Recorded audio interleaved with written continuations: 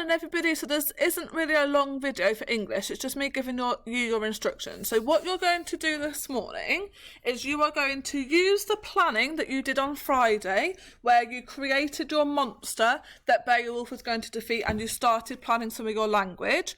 And you are going to fill in the gingerbread men like you did last week, thinking about your creature, so the creature that you came up with, what that creature's personality and attitude is like, what that creature's appearance is like, what that creature's effect on others is going to be like, and their movements. Now, just like Grendel, it's going to be very negative. This is a monster that is terrorising a town in some way. So thinking of some negative vocabulary.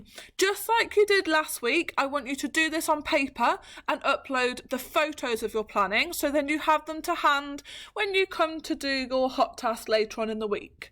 Okay, I've also put the examples that I gave you last week for Grendel, for if you need to magpie any ideas or can't remember what you had to do.